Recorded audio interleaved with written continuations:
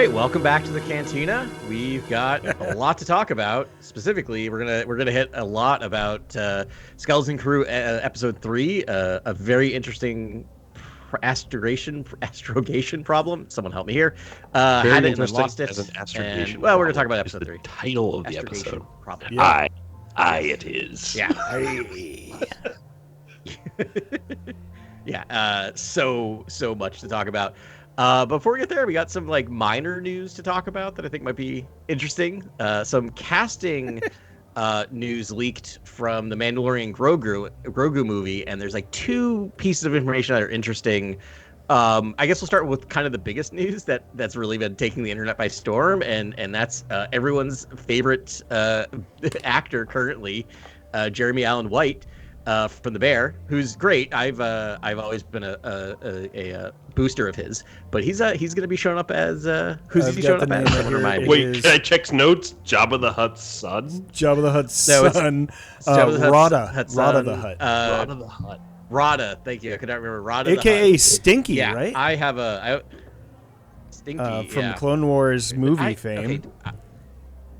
Yeah, I have not a long history, but so I went to go see. I saw the Clone Wars movie in theaters. Same. I think I've told the story before, and that was back when like Meetup was a thing, where you could like find random people to go to things, and so that was like my first and only Meetup experience. Adventure, because I did that, and I'm like, okay, I'm just gonna be frank. I'm like, this movie stinks, and the people I'm with stink, and I just don't want to do any of this. No offense to that person. No offense, but I still to this day think that the Clone Wars movie is not good. For shame. A very small scale plot that seems sort of like superfluous for where you want to sort of the storytelling to go, but like it's fun. There's some fun moments. Yeah, I mean, so I've rewatched it a couple times, the whole Clone Wars animated series, and like the last few times, other than the first time, I watched everything in chronological order, which I suggest to everyone. So when you do that, you get a bunch of episodes before you hit the movie, just like 2 or 3, like and then it just feels like a long episode, and it just like had a lot of gravity around it because it was such a new thing when Clone Wars came out. But yes, it's mostly introducing or furthering the story of Ahsoka, which is weird because Ahsoka gets introduced in this film, and then her first adventure is to rescue Rada the Hutt, aka Stinky, and bring him back to Jabba the Hutt because reasons I totally forget why. I don't. And I'm like, why? Either. And then it became like a territorial dispute, and there was a race between Asajj Ventress and Count Dooku and Anakin and Ahsoka to sort of save Rada the Hutt, a.k.a. Stinky, which is a great name. Do we think Stinky will speak Galactic Basic or Huttese when we see it? Huttese. I'm just imagining like Jeremy Allen's White, it's like face superimposed on a Hutt, like poorly speaking, like just doing the bear, just speaking normally. I think it'll be a completely different character than he's ever done before. Maybe something like hilarious or in the comedic vein. Yeah. Like do some voice affectation. Like a cartoonish sort of voice would be great. I didn't see what was the wrestling movie he was in. I saw. Did anyone see that movie last year? How was he? So like I loved him in Shameless, and I loved him in The Bear. But those 2 characters, Lip and who's he playing The Bear? I can never remember his name. Carmine. Basic name. Yeah. Carmine and Lip are like there's not a lot of distance between those 2 characters. So I don't know his range, and so I was curious if in that wrestling movie that it's really escaped me what the name of that was. If he's one of the Von Erich brothers in Iron Claw. And he's really good in it. Like it's everyone I think puts in a really good performance in that movie. It's just a really tough movie that's almost more spiritual and symbolic than this sort of like meaty drama piece, which is kind of cool. It's kind of an interesting wrestling movie in that sense. But he's really good in it. I don't know if he has a lot of speaking lines in that movie. Like honestly, he's one of the more quiet brothers who's really successful. Yeah. I guess what I'm getting at is like I haven't seen him much other than that, and I think he's an excellent actor. I think he's really good in the 2 big things he's been in. I just don't know his ranges, so it's very interesting. And I guess my big question is, why? Like why Like, this role? and, Like, and if yeah, you're how gonna this come get about? this caliber actor, like, Right. why a voice acting role for a Hutt? Like, I mean, is it? I think it's just some people like know Filoni and Favreau and meet them in passing, and they're like, "Dude, Oh, love what you yeah. did with the Mando." Like, he's like, Probably, "Oh, do you right? want to be in it?" And they're like, "Yeah." He's like, "All right, I got this awesome Hutt speaking role for it." Like, if you're gonna get Jeremy Allen White, though, don't you want him to act? Like, can't you see Yeah. him in like an old like Republic uniform or someone in Andor or something, just like another rebel or like. I don't know. I just feel Yeah. I'm like, hey, listen, glad to have him, but it's like a resource that rich. I kind of want to mine for as much as possible. I mean, yeah, you have Evan Moss Baccarat in Yeah. Andor, and Yep. now we're getting Jeremy Allen White. Like, I hope we get Abby Elliott. I hope we get everyone from the Bear in Yeah, a no. Star Wars. Honest to at God, some point. yeah, Like, yeah. I think we should. It's super fun, and it's fun to have this sort of crossover with prestige television, essentially, right? Like, this is. Yeah. You're getting, the Bears winning an Emmy every year, essentially, that it's on. I mean, you're bringing talent over from FX, and the Bear is like a really awesome idea, in my opinion, because Yeah. it maybe will push Star Wars into the eyes of the critics and sort of like broader, Hollywood. The greater zeitgeist. Yeah. Yeah. I also wonder if that means we're going to get, like, I don't know what the story's going to be. I think we can hypothesize a little bit, but I wonder if this is going to be a character that goes on from this, right? That becomes a bit of a big, not necessarily big bad, but like similar to Jabba is kind of the gangster that we think of, Yeah. right? In this time period. Dude, mark my words. I am the Mandalorian Whisperer. I'm going to actually own this mantle now. You will should. see. This means that Ahsoka is in this movie. Or. Nope. Now I'm thinking maybe he'll be part of like a. Nope. This means Ahsoka. I'm sticking with my guns. Ahsoka will be in this movie, and you will hear the word "stinky" in this movie. Like, there's no way that Filoni's not playing that card. Yeah, Because I just wonder. that's the only connection to any of these characters is Ahsoka. And I mean, maybe they're just like, oh yeah, Ahsoka's lost, and he's like, that's a bummer. Maybe I should send my Hutt starship extragalactically, to go get her. But like, I mean, that's we didn't have on our bingo card. But that connection, I think, is like the fact that you even created this character. I think you have to play the like connection with Ahsoka card. Am I dumb? Can I? No, I don't think you're dumb at all. I think that it makes a ton of sense. I think my thought is that he's going to make it out of this movie alive, and that's something that's going to happen in Ahsoka season 2 or later on, because I really don't think we're getting Ahsoka. But my thought is maybe this even confirms my theory that we're going to get Luke and other people in it, because if Stinky meets another Jedi, right, that gives him the opportunity to talk about, well, I've met a Jedi before, right? Like, it gives him a little bit of, it's like, it gives him, was right. He met a few, and he knows the dark side, which is interesting. And I own the light. Yeah. I mean, yeah, I guess that's right. So it gives his character some context, and maybe if you know sort of thing. But I think we worked out the timeline, and if like according to like when they're going to start recording, like I think they said like Ahsoka could come out right before the film, or was it right after? Right before. I think it's summer. It's right? unclear. They're writing right now, so they could absolutely. I mean, I think movies come out. I mean, television comes out much faster, so they could absolutely get it in under the deadline. So you're right. Yeah. She could be back by then. I also think, like, here's the other thing to think about. We have Rhoda the Hutt, son of Jabba. We also have another character who's now been renamed Leia the Slut. I'm sorry, what? The Hutt Slayer? Oh no, we're live. The Hutt Slayer. The old slut hair. Oh god. We'll keep that in. That's staying. That's staying. a regretful moment. Yeah. That's gonna haunt me for the rest of the episode. Relations. Let's go. Wow. Slayer. I can't believe you called Princess Leia boy. that. That's I know. Not very PC. I need to go. Anyways, we'll be replacing Adam point next is, week. Yeah, please. I'm officially canceled. So, my point is, like, how do you not have, like, the person who killed his father show up in this thing, right? Yeah. Oh. Yeah. Oh. Yeah. That was actually kind of my first thing back when I heard this was running through it. Yeah. I mean, you're right. You're totally right, dude. Like, yeah, that's his nemesis, right? Like, you killed my father. Like, so I mean, that adds fodder to the anti-Republic sentiment for him. Do we think Rana the Hutt is like an upstanding citizen and supporter of the New Republic, or do we think the Hutts are still the Hutt cartel, and they're still in the sort of part of the criminal underworld of the galaxy. I think the Hutts are much diminished from what we know from the Crimson Reign comics, where Vader killed most of them during. Like really though, happened. Remember? Yes. Yeah, most of them. I mean, we saw the twins in Mandalorian, and their names are escaping me. But I mean, the fact that they chickened out because the Pikes were there, like massively chickened out, was like, here's a Rancor, we're out of here because of the Pikes. That means the Hutts are much diminished. Well, to me, when you add a Hutt to the story, it makes me think Boba Fett is sort of the obvious character that's going to appear in this movie, which he has a precedent for being in sort of the Mando's story and Grogu's story. Yep. Yeah.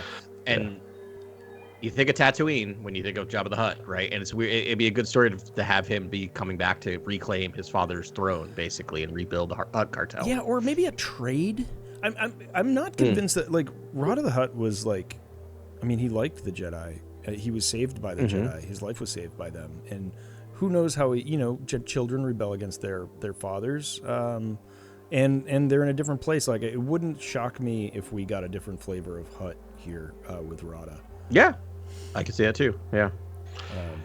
To me, it's like you could do a sort of like fun story with Mando and Grogu sort of misstepping in Hutt territory, and then they get a death mark, and sort of the whole galaxy's gunning for them, because that's very Lone Wolf and Cub, and that's sort of something we haven't seen, like the death mark on the Lone Wolf and Cub, you know what I mean? Like I think they're in those films, and I mean, the beginning of the first season there was a death mark, right?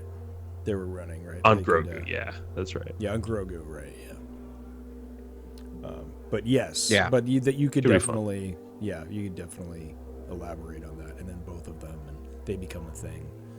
I know, this. It really feels like they're wrapping up Mandalorian, but I really, in my heart, hope they don't. I'd love to see this carry on. I mean, your two main characters are stunt actors in a mask, a voice actor, and a puppet. So that doesn't speak. Yeah. So I just think it's so good. Like, I'd love to get Mandalorian for another 10 years. Like, honestly, Old Man Din fighting the First Order.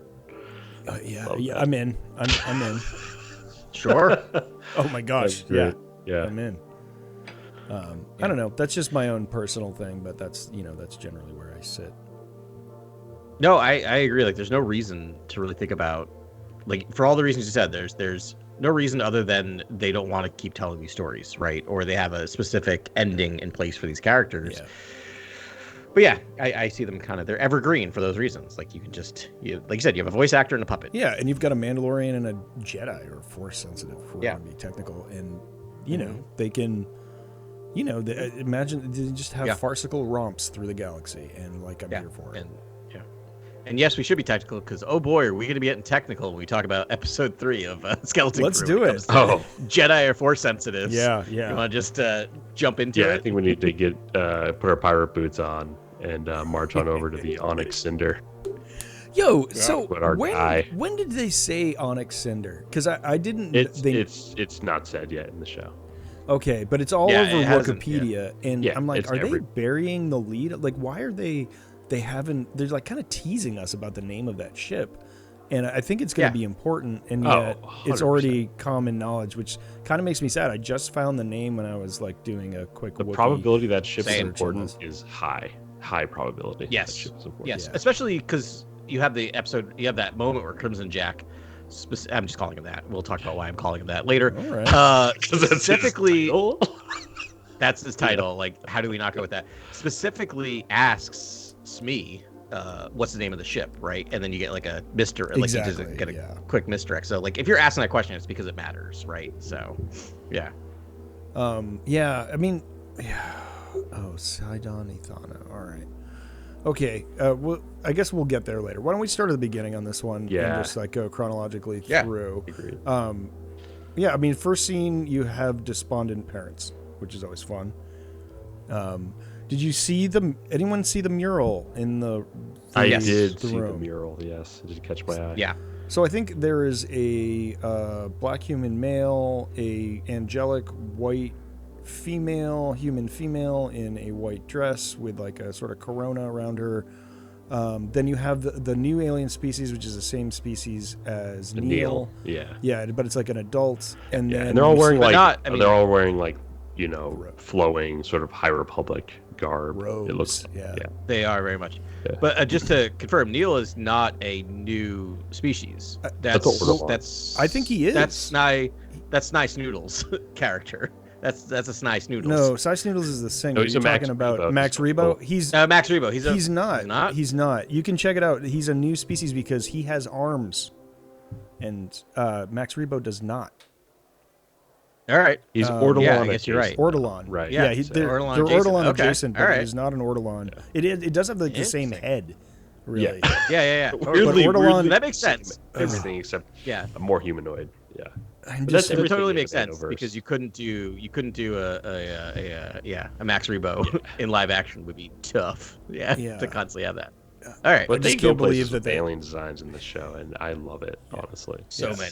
Yeah. Anyway. Yeah. In that picture, there's also there's a seated Ethorian, and there's also a seated human male with his back of his head like turned away from the mural, and he looks a lot like Anakin Skywalker in episode 3. I'm just gonna say that. I don't think he is, but it's just like a human male looking away. So when we got in like whatever episode 2, I think, when Neil's like, whoa, aliens, it's like maybe there's only 3 species on, because we saw Thorians and we saw this new species, like, and we saw the green girl that Neil has a crush on. Yeah, so there's only a handful. Yeah, there's a couple. What's interesting is I think we can put to rest our like first order separatist sort of like sinister faction sort of like stuff, because I feel like that mural and sort of how transparent the parents are in that moment and seeing that they're really in distress and that they all want to meet with the supervisor, but the supervisor is apparently someone who doesn't take meetings. I know. I wonder. I'm just getting like Wizard of Oz vibes off the supervisor now. Yes, 100%. And I mean that makes sense. Obviously, that was the groundwork for so much of Kurosawa Seven Samurai was sort of that too, and but I don't know. I mean, I definitely think the supervisor could be nefarious. And they could be connected to they could be the only. I'm imagining they're the only ones connected to stuff outside the planet. But do you want to hear my new theory? Yes, very much so. Because I'm gonna have a new theory every single week. Because I agree. I'm now moved on from my first order. Here's my theory.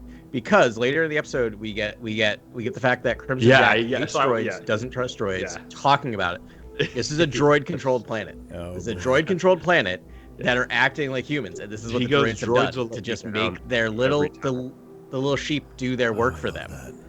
So it's basically AI's taken over. Gosh, that makes so much sense. That's my new theory. That's my theory. Because it's a perfect echo from what he said in the cockpit there, where he goes, "Droids will let you down every time," or something to that effect. And you start to think when the droids are like, "Oh, the supervisor is not taking like any meetings today or whatever," like that's prohibited or whatever. Like nothing can go beyond the barrier, and if it does, like we cannot, contact the ship. We will not contact. It's like the episode of whatever episode of Star Trek where they realize they're the controller of the planet is just a giant computer.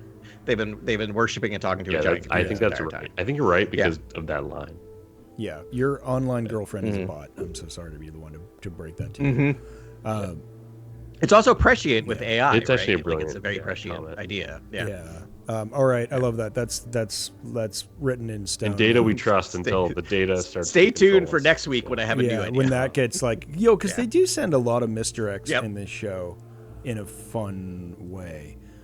Like you really thought for a second, like because they've done it in Star Wars 1,000 times, that like they let Jod Nanawood go free, Captain Silvo, aka Crimson Jack.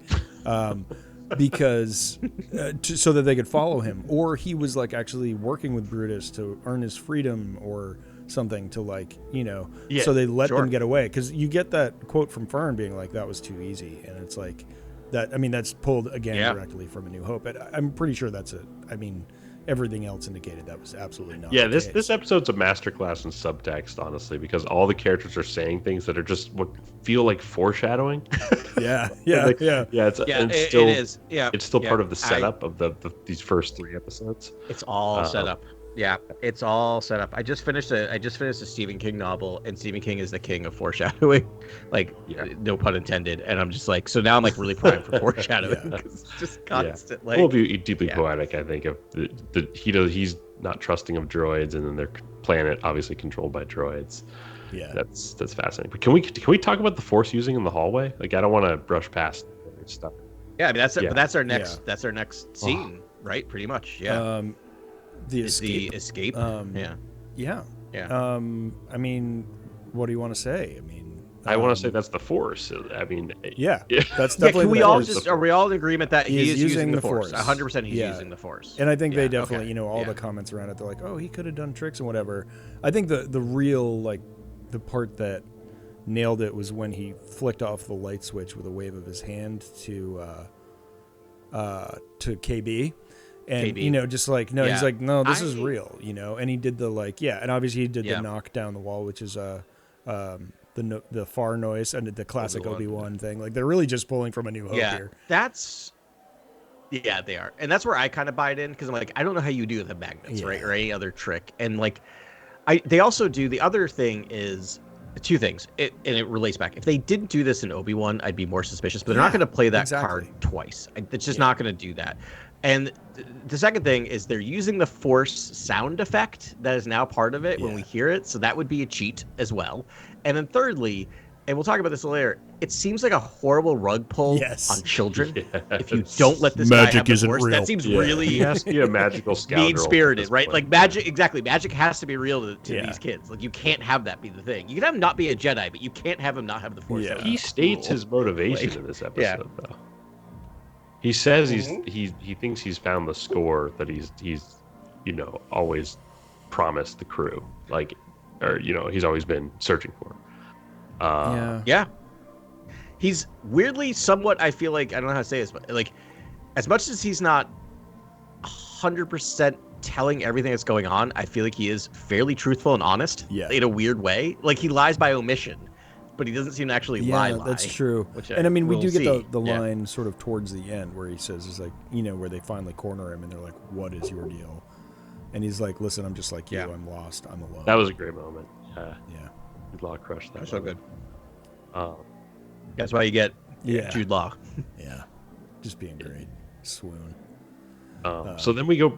I love when they get to the end of the hallway, and he's like, "We can either go this way where it's crowded, or this way where it's empty." And they're like, "Let's go empty." And he's like, "It's much easier to walk through a crowd than go through an empty space." I was like, "This is a great scene. It kind of tells you who this character is. He kind of sneaks around. He's definitely a scallywag, a pirate, a scoundrel. That's the thing. He's full of it within that one scene, which is I think it was like kind of the perfect scene, because I remember I watched this last night in bed by myself. Not by myself. Carly was next to me, but she was sleeping. And I was sitting there. The reason I wanted to rewatch it is because I was just like, it was late. I was like half awake, and this is the show feels very dreamlike at times, where I'm like, I gotta rewatch this because it feels like a fever dream at times. But that scene, I'm like, you immediately know, I'm like, yeah, he's full of it, or not full of it. He's not a full-fledged Jedi, because like the moment he's just like, oh, much of the Force. The second he says Neil used the Force. Whim, I'm like, or it's KB. No, it's KB uses the Force. Whim. He says it to Whim, and then someone else. Oh no, the Force flows through all of us, I think was one of his lines, right? Yeah, he says all of these lines, which feels like fake platitudes. But also when she's like, the Jedi never leave anyone behind, and he's like, that's not a thing Jedi say. And that's not a Jedi thing. He says that's not a Jedi thing that Jedi say. Is the direct quote, which I love, because I was like, I gotta mark that one down. That's not a Jedi thing that Jedi say. Yeah, which has like sort of reverberations of that's not how the Force works. And I don't know. So he knows about the Jedi. I mean, obviously he lived when the Jedi were still in part of the Republic. But yeah, I mean, obviously this mystery box keeps getting more and more interesting. So Ben, I know you were pretty adamant that he could be a Jedi, or you want to definitely keep open the idea that he could be a Jedi. Where are you now after this episode? I mean, I don't think that's the case. Like, I really thought sort of Fallen Jedi, like Caleb Dune lost his way, but I think they're doing something different here, which makes a lot of sense and is cool. I guess, and as you turned around a question I was going to ask you, but I think I'm leaning towards, I mean, maybe he just wasn't found during, like, he was alive during all of that. But like, so you still think he is a pretty good chance he's a Jedi? No, I think he was a Force sensitive that was never found by the Jedi, which is wild. Because like they were so hard pressed. Again, we read the novel, the Red Blade, fantastic novel, and it's like, from that, they were really hard pressed for kind of anyone, but I guess you can't really be recruiting when you're at war. So, maybe he was overlooked, but I find it, I mean, he's strong enough. That's actually brilliant. That's deeply poetic. Well, that's sort of the whim story, but just gone in sort of a tragic direction. Like the looking for adventure, the looking for hope, the hoping someone sees not your being power found within you, not being found, not having your voice. I think that's a good point. I like that a lot. It's not what I was thinking, but now that we're talking about it, it totally fits with this theory. My theory before this, because I definitely leaned towards that, was that he wasn't a Padawan. He was a youngling that bounced out, right? Because either he just left, he didn't do it, or like all we've seen him do is float a key, switch a light switch, and make a sound. And I wonder if might be the extent of his Force ability, right? That he just didn't progress past that. That would draw some deep emotions out of me. If for some reason we flash back to a sort of teacher or a Jedi master talking to him about stuff, because that could be so interesting. If he still uses that advice in his adulthood, would be very cool to see. But I don't know. I just don't know if he was a Jedi. I think he's just. To me, it's like maybe the war came. But I like the idea that he was never found. Ben's talking about the war came, and you see droid command ships and things like that. Like that, I would immediately understand that like Jedi aren't recruiting in the times of war, and I think they learned from the High Republic. I remember when they're sort of accelerating Jedi to knights and going through, whatever that protocol was. To me, I was like, this is maybe they learned that they can't just create a war machine for their peacekeeping efforts, essentially. Yeah, I mean, I don't know how we don't really have a as precise a description of what the protocols were during the Clone Wars as opposed to like the High Republic battle against the Nihil. You're right. We don't know what the Jedi legislation was during the Clone Wars at all. Right. What the edicts, we know they were pressing people into service that were there. But I mean, I'd like to think there was enough of them that there's like people that like their whole job, like hopefully Finn in the Rey series, is just all they're doing is recruitment. They're just like finding people and bringing them in, and and so like maybe that was going on. I can't imagine them being like, well, I'm going to stop doing this now because there's a war on. It's like you need those people the most in those moments. So I don't know. I'm probably 60-40, like 60% he was never found, 40%, maybe 70-30. The lower percentage that like he was just marginalized by the Clone Wars. In some way, like maybe he was found, taught for a little bit, lost his master, sort of floated out. The thing I don't want is that they were like, you're not strong enough in the Force, you're going to be, and this comes from the Jedi Path, which is not canon, I don't believe. The book, The Jedi Path, that like you don't have enough power, you're going to be like a Force, I don't know, administrator or a Force gardener, or like like where they sort of like, it's like rejects get sent to other camps. I mean, I know it's meant to be inclusive and like, the Force works in many ways and that's cool, but like, I don't know. I'm hoping that. Can I just say this? This may not be I don't think this is the first pirate character that can use the Force. Go on. Isn't there knowledge that Maz Kanata can use the Force, or just knows about the Force in a very deep way as a sort of pirate who's traveled the galaxy and probably like has a spiritual side? And the Force is a very real sort of part of maybe her pirate culture and the people that roll in her castle. Like, to me, I'm like, he fits in with and there's a character that gets introduced in this episode that when I first heard the voice, very I was like, Maz, is this Maz like, Kanata? Yeah. And I almost thought she would fit in perfectly with sort of our Crimson Jack character. But we'll see. Also, Crimson, that's a wild choice that we'll talk about. Right? Like, we'll talk about for 30 minutes at some point. Yeah. So I wanna say one more thing that kind of this sparked in my head, which is just like, I agree, Ben. I don't want it to be that like you're not powerful enough story plot.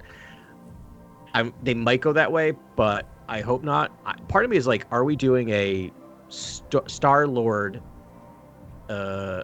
analogous story from Marvel, meaning that like, maybe the other side of this is that yes, he wasn't found in the Jedi, but he was found by someone else. He was found by pirates, and pirates and his whoever it was knew he was Force sensitive. Was just like, what a boon this is, that we can keep this kid hiding from the Jedi and have this power. Is basically Force using pirate, right? And you know, after like rereading and thinking about that quote where he says, "I'm just like you, I'm lost," like that makes me think there's a path there where it's like that pirate mentality like stunted his Jedi ability. And it's like, as if he starts following the true path of the Jedi, his strength comes to him, and you know, suddenly it gets easier, and you know, he senses the Force more. And I really think that's coming for him at some point. He's going to have to make a choice and make the virtuous choice, and in that moment, like, you know, things align for him, and he is found, you know, emotionally, you know, mentally and physically. It has to mirror Wim's sort of longing for more love and stuff like that too, where it basically for Crimson Jack, I imagine it's this idea that he's alone, right? It's that longing that we see Wim sort of experiencing in the beginning of the film, but his is maybe on like an even, you know, sort of harsher degree or circumstance, where it's like he maybe was lost as a kid, like he is the lost child archetype almost for these kids to meet, who's now older, and then you get this really fun sort of I don't know, sort of like echo chamber of like Wim and him and that whole theme.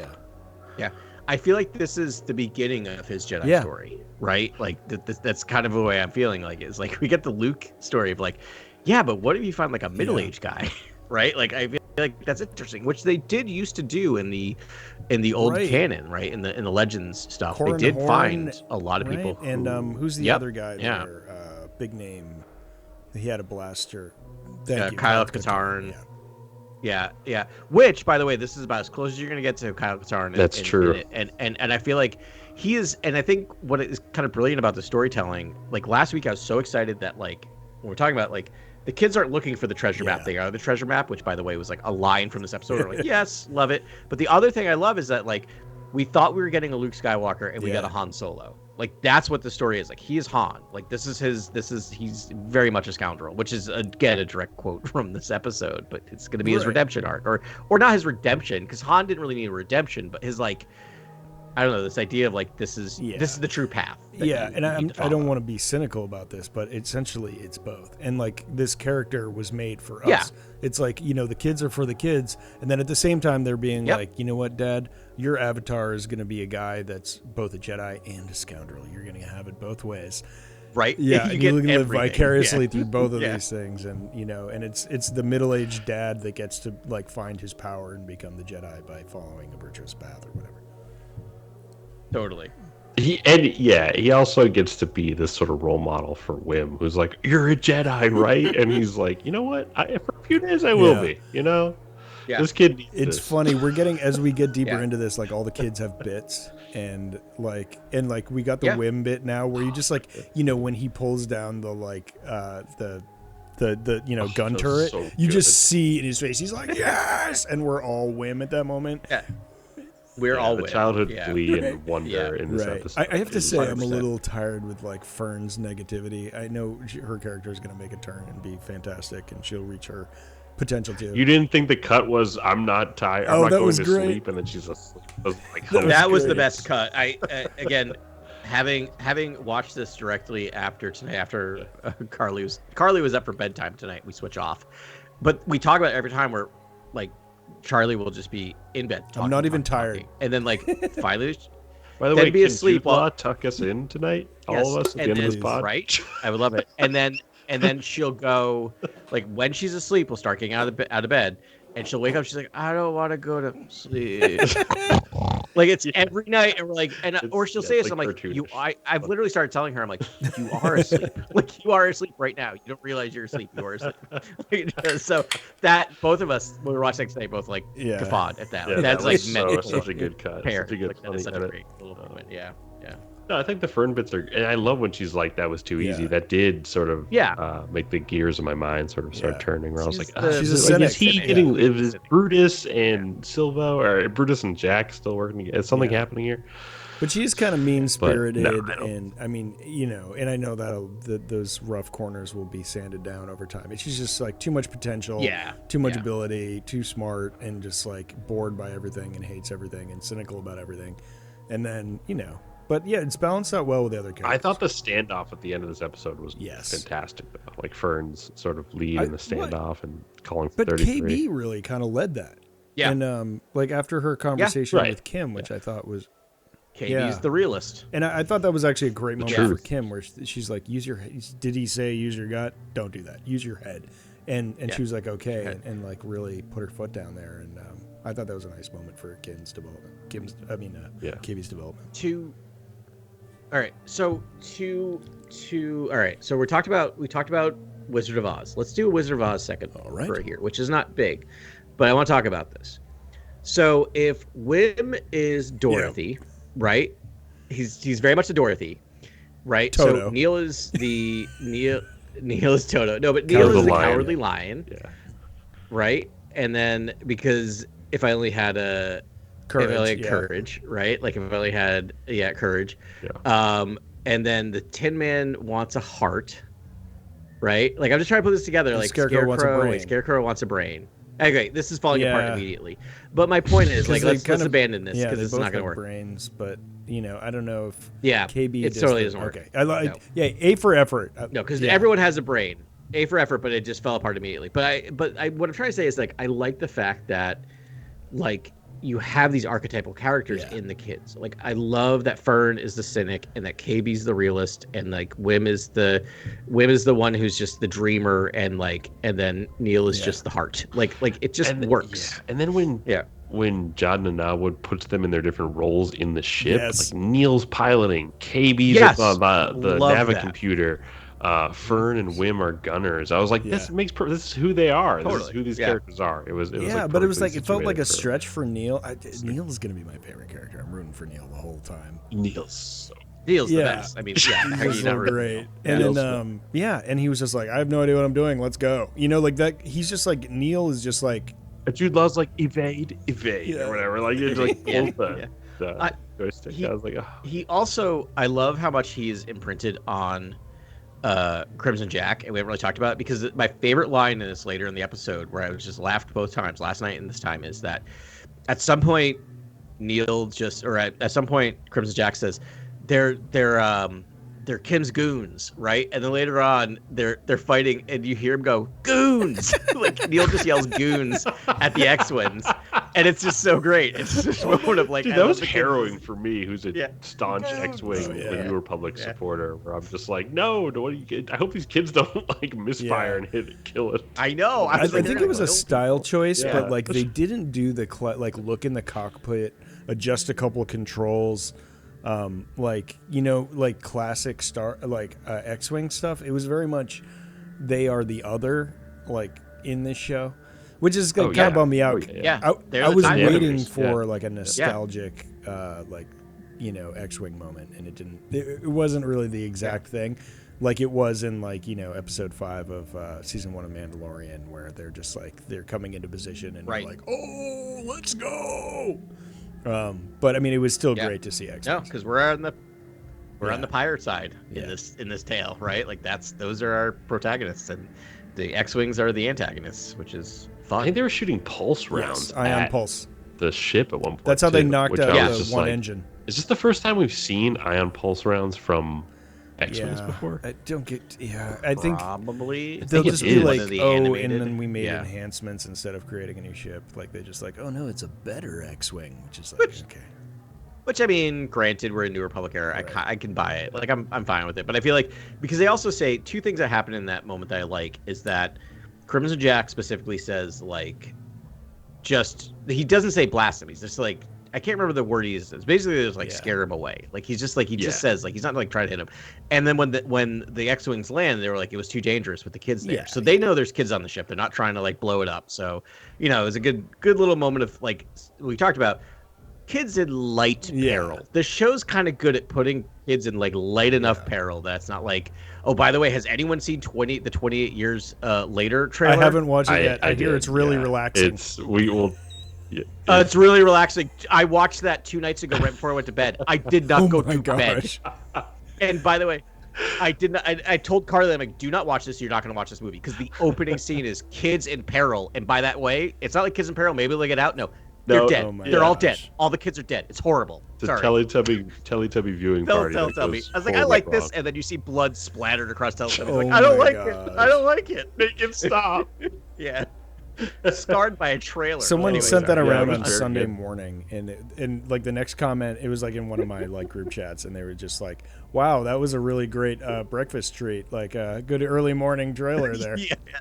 That was really soothing. Thank you." I mean, I'm totally gonna go see it in the theaters, but I probably won't sleep for days. That's the way those movies are. Anyway. This isn't going to become a 28 Days Later podcast, but oh man, I love those movies. Because they're terrifying. They're the scariest zombie movies ever. The opposite because. Right. And this is the opposite where they put kids in peril, but like light peril that you're not like I'm not actually worried for them. Right? Yeah. Yeah. I mean, when they had the fuel line connected and they were going to go hyperspace, I was like, could the ship just break asunder and explode? Yes, but no. They get out. Yeah. And like right before that was such a cool scene, by the way, when they go hyperspace with the fuel coil and it just goes smashes into the spaceport. I thought that was so cool. I loved the scale, the use of scale in that it was really well done in terms of like you just think it's this little line and then watching it how big it is when it crashes. It's actually a classic pirate like action set piece too, where it's like there's usually always a line on a ship or like on the ballast that like breaks and kills a guy or something. Kind of whips someone overboard. It like always happens. If anyone wants a good time, watch the first 5 minutes of Ghost Ship and then and then watch that, and then don't. And then Three Body Problem right after. And then it's real bad. But the first 5 minutes of Ghost Ship is one of the best setups for a horror movie ever, and then does not deliver. Noted. Yeah, sorry. Yeah, that ground. No, it's fine. I'm looking back at my notes, and I took like opening scene notes, and then everything else is from the scene with Kim. And I mean, not because it's not fantastic, but like it's an action set piece and it's fantastic. It's pure action. And it's super fun. Yeah. And it just delivers. I love how they drags the ships. So we don't get the name of that moon, right? That moon's not named, I think, in the episode. It's just my friend's moon. I don't think unless it's not named in the episode. I don't know. I'll have to wait for Wikipedia to load up. I got it. My computer to halt, but I don't. Yeah. You got it. Yeah. Okay. Oh, it's Borgo Prime. Borgo Prime. No, Borgo is the moon. Pirate. The moon where they land. The moon where they end up with Kim's moon. Yeah. Kim's moon. Yeah. It's not named, so it might be one of those things where like it's in something, no, it's not but named. it's not. It's a gas giant and a moon, and that's it. Over Rocky Moon. That was very interesting seeing the sort of gas giant in the background when they're on this planet. I love that. And I have a music comment, which is like maybe the first time I haven't said that. I really want to dig into our thoughts on the music in this episode. Especially in this scene, because I had to stop you to verify. Like that's a theremin. They use a theremin in that, and I'm like, that's the first time we've ever heard that in Star Wars, right? Like they don't like that is old Flash school Gordon sci-fi stuff. 50s sci-fi. Yeah, it's really interesting. I loved it. I kind of really loved it, but I was like, it really threw me off the first time. Yeah, all I could think of, I was like, it was a little wonky for me. I was like, this is a choice. Yeah, it was a choice. Yeah, it's bold, but it's weird. it's a weird worked on, planet. like, It's the four weirdest things, but, planet like, we've ever in seen. This I was a little unexpected, and I was like, but then I was like, oh, it's just like a 50s sci-fi poster. Like you just want like them walking in the doorway to be like a sci-fi poster with this fun alien walking in front and of the gas giant. Yeah, the guy couldn't help it. Mick Giacchino is the score writer, and it's beautiful. I just thought it was like, I mean, it's almost taboo because it's like you don't want to like stray into Star Trek and you don't want to stray into other stuff, but like for a minute, like what was it, a 5-second stand of theremin like on as they're doing this iconic like silhouettes. I totally get the it was more feel of it was more than that. Yeah. Anytime I clocked it the second time, anytime they're outside on the observatory moon, there's theremin going. Yeah, but I like it that it's constrained to those moments where I'm like, clearly he wrote the rule in his head. Like, this is a weird alien. I love that we have different opinions on this. This is great. Yeah, the other thing I will say that my opinion changed the second time I watched it. The other thing I'll say is that like when they were escaping from Borgo Prime, it was very reminiscent of episode 2, the chase on Coruscant. Like it almost sounded like there were sound design elements from the Zam-Wesell chase in their exactly. escape from the planet. Yes, it was there right were actual there. sound effects, so much like that. Yeah, recycled sound effects. Which a lot of it is like electric guitar because I remember I always think of that thing because it's the only time there's electric guitar in any score in a Star Wars. It was episode 2 during that chase scene. Yeah. That happened.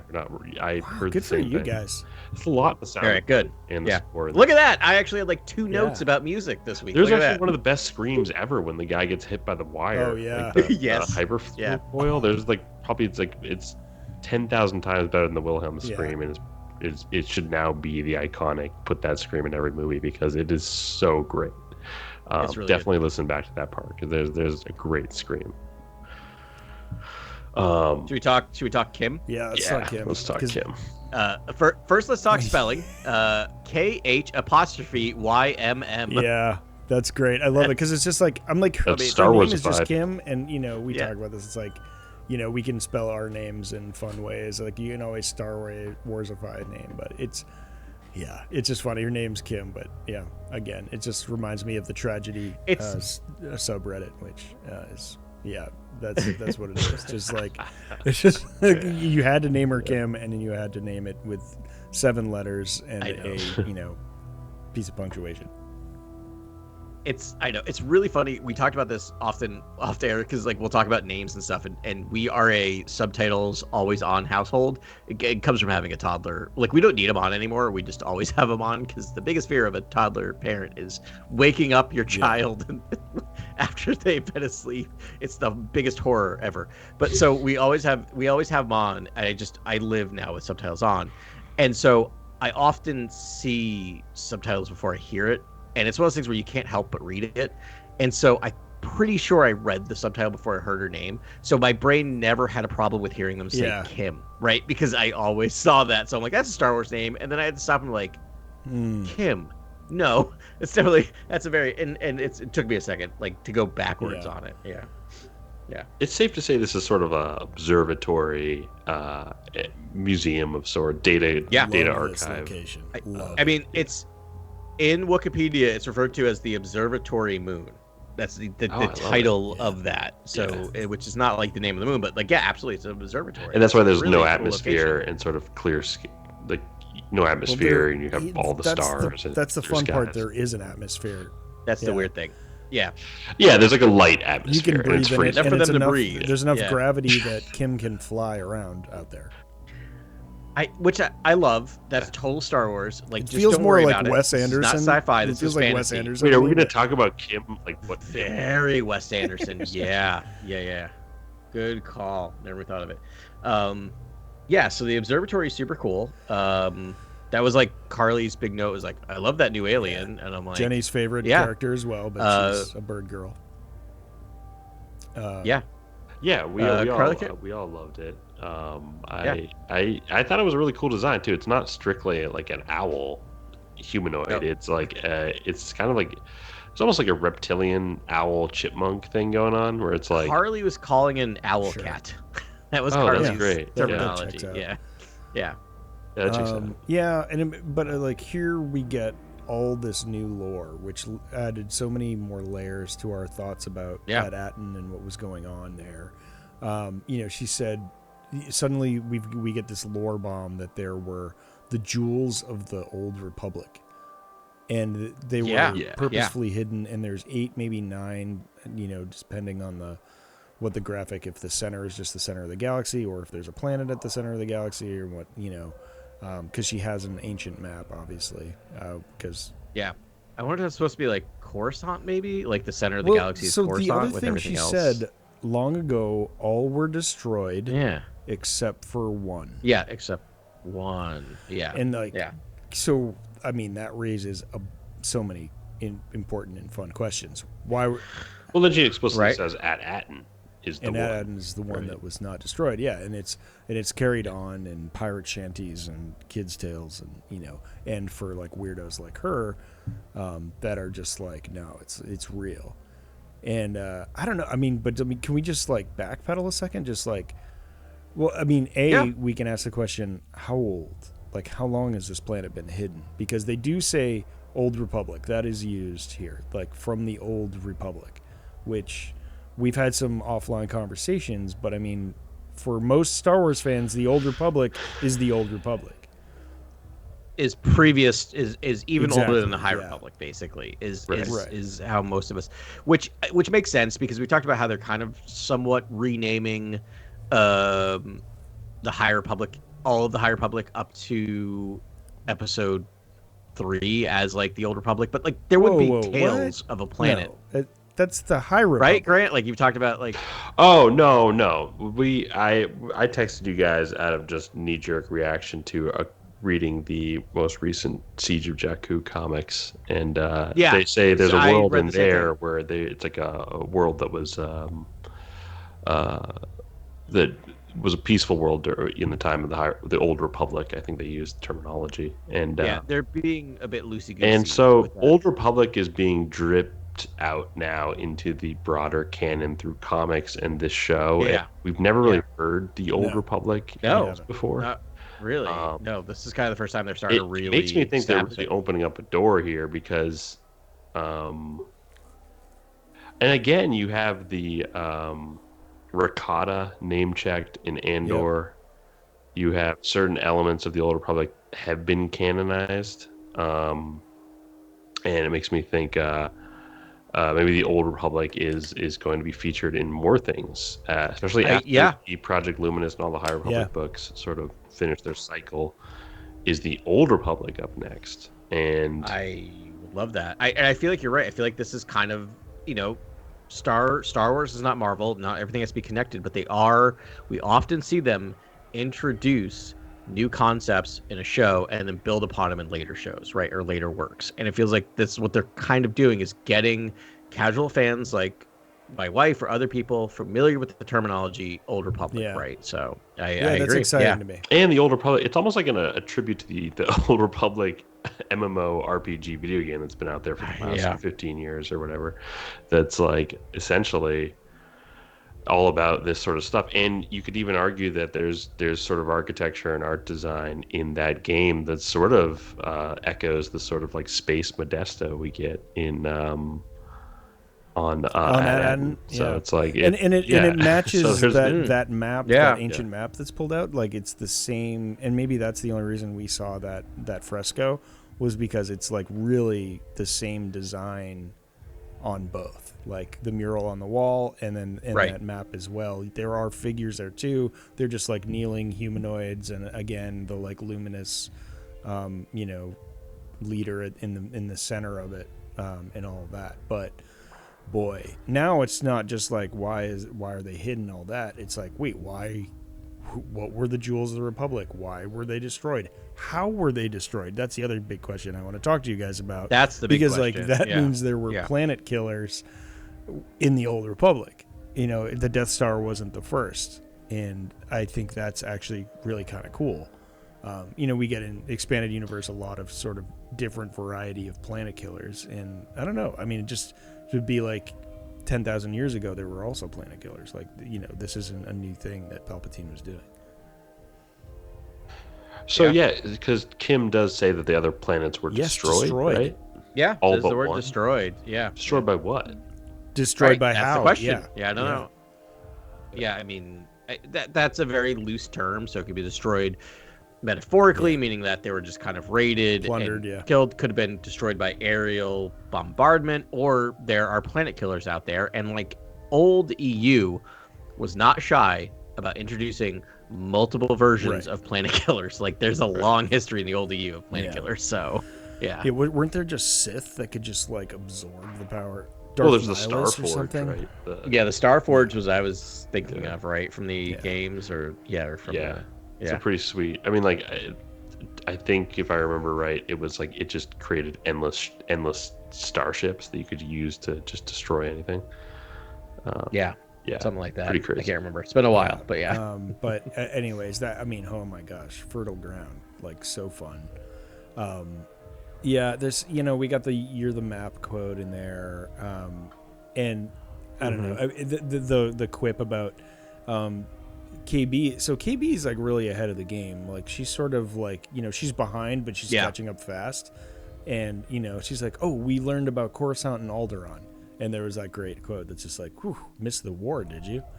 So we know it predates Battle of Yavin for sure. Right? Yeah, and at least they're So we don't think the great work that they initially spoke about is a sort of comment on the High Republic notion of the great work and sort of I think it's totally initiative. I'm still totally in on that. That could be a thing, but I think it could go even before it. Maybe Lena So, who created the great works in the High Republic, like maybe she got that idea from someplace earlier. But when did this planet go into isolation? I don't know. That's the question. But I will say but it would have to be around for the Great Work Initiative and stuff like that. Well, I mean, maybe, or it's just a coincidence, or just using similar terminology, parallel things. That's what I'm thinking. I'm thinking now it's a coincidence. I'm thinking now it was, I'm thinking now it was just sort of a ploy that, like, for us to think High Republic, but we're going to go even further back. Yeah, a misdirect. Thanks, guy, for teasing me up for. In my experience, there's no such thing as coincidence. Well, there you go. Which is valid as well. So the other thing to talk about is like the flavor of droids we're getting in this episode, in this show, are weird. Like the droids on At Attin and Smee are not our typical droids that we see other than throughout. the battle droid, we've noticed throughout the galaxy. There. Yeah, well, no, in that we recognize all of those because droids, those are okay. Yeah. Those are all, but I just mean the droids on At Attin and Smee are not our typical droids. I love that's starting to lead me to think about like this looks closer to like the Old Republic HK-47 droids and these weird, very boxy. I forgot droids, they canonized right? the HK-47s too. In Ahsoka. Yeah. So I'm also with you. I think they might have been isolated for a long Was there like time. a droid war at something? Like, wasn't there like, weren't droids getting too smart at one point, and then they decided to like dumb them down? Am I dreaming that? That's like you're in Dune world now. No. I mean, I am watching that, but no, in Star Wars, like, wasn't like in ancient history there was something where they were like, yeah, droids were doing everything, and we're like, no, we gotta pipe down on our droid intelligence. That's fascinating. I could be dreaming that. No, but I think they could recanonize the Starforge and be like it's a kind of droid intelligence thing that prints ships and prints droids, and then this planet is now controlled by it, and it's just an old planet killer that's just sitting there in space, and it's all rickety, and like Thrawn could go explore it. You know what I mean? Like there could be a war between the two. Where do you want to put Thrawn? You want to put Thrawn in something that's like a Death Star, right, or something. It's a Chimera. I guess the Chimera. Yeah, you want to give him something that balances out his. I think if you give Thrawn a planet killer, we're all dead. Or he's Emperor. He can take he's like the MacGyver of the the Imperial fleet. Like any sort of tactical advantage he can squeeze out of one of his weapons, he will use. Like the way he uses buzz droids.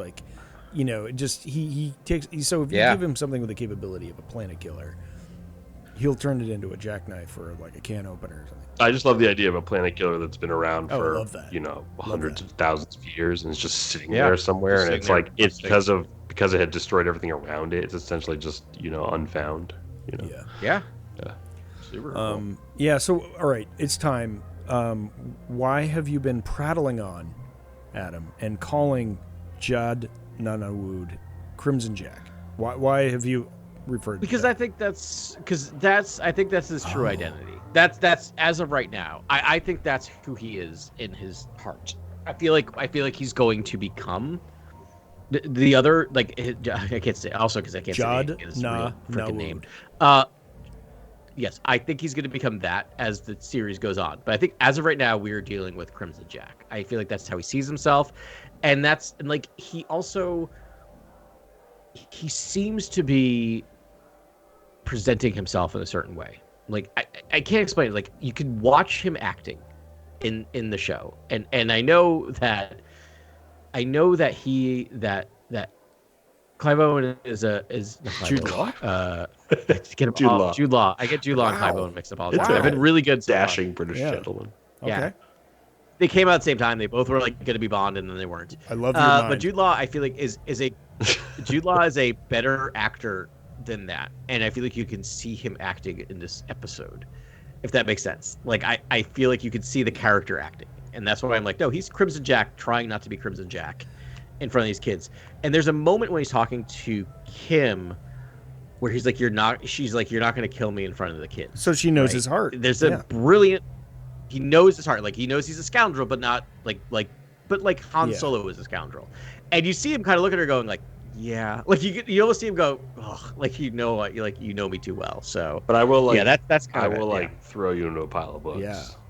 Yeah, I will. Which I love that. I love that. They were like iPads. Those like hefty iPads that they have in Star Wars. Well, so let me ask you, what's the difference between Crimson Jack and Captain Silvo? Yeah, that's a really good question. I don't quite know. I feel like Captain Silvo is another way he was acting at the beginning of the series. Like I feel like he wasn't quite like, I don't know how I'm saying this. I'm not quite sure how I'm saying this. I feel like he had taken on that role, but he doesn't seem very successful in it, and it feels like he's not evil enough to be Captain Silvo, right? I feel like he's a dashing scoundrel, and that's why Crimson Jack is the name of a dashing scoundrel, and Captain Silvo is the name of a true evil pirate, a Blackbeard or what have you, and he's just not that person, and he's not a Jedi yet. So I feel like he's in between these identities. Yeah, I mean, I like that. To me, I read it as sort of like, listen, he's as in his journey, his lonely journey through knowing nothing but being a scoundrel. He's taken on many personas, but like to the kids, he reveals his true self, and obviously that's aided by all the other information around it that says his name is Jude Law. So like that's his real name. But you're like, I get what you're saying. Like his real persona. I think that is. I agree. I think that is his real. Yeah. Like I agree. I think that his given name. Yeah, you're saying his John real Underwood. personality is Crimson Jack. I mean, that's how the right now New Republic knows him, right? When she's like, it's him, it's Crimson Jack, and like whoever Kim's contact was with, the New Republic was like, we know who you're talking about, Captain Jack. His pirate moniker could be like Jack Silvo, where some pirates call him Captain Silvo, and then Kim calls Crimson him Jack Crimson Silvo Jack, or something, maybe. Yeah, like that's it. Yeah, it could be one's a nickname, and exactly, and I feel like that's true. I will say, like, I will appreciate. The other thing I want to talk about is we talked about last episode where it's just like, from episode 1, we're like, well, that's clearly Jude Law, and I'm glad that they're not hiding that. Right, where episode 3, they're not. It's not was like a reveal. They're just like, we all knew you knew that. You're not dumb. You're smart people. We don't. Need the pirate was like, you always have a mad scheme in your head, and I was like, oh, so he's always scheming. He's definitely a scoundrel character, and all these he does nefarious, pirate sort of things around other pirates, and they observe that, and so he's definitely a scoundrel type at this point. Yeah, I think what you said earlier, Adam, was right. I think it's like, I think when he said I'm Jude Law to these kids, when he said that, there was the inflection on those words and how he said it was actually just felt like a little bit more sentimental than like Yeah. other moments He's like when he's talking recalling to that them. he Where hasn't gets used that name. yeah, he's sort of Yeah. like sarcastic with the kids after that, and I feel like when he says that, it's a little different. I love the idea of him being this Crimson Jack scoundrel for the beginning of the show, and then him unlocking this past that maybe he had, where he was Jod Nanawwood, and it's this. You kind of see his heart. Maybe open that up a little bit. That's I mean, it's got to be right. It's a kid show, and not a kid show, but it's a show with kids. That's very like whatever, and that's like you can't have him like the same reason why you have to have him use the Force. You can't have the show be this person, be cynical and mean to these kids for the next 5 episodes or 5 episodes, and then it ends with him not.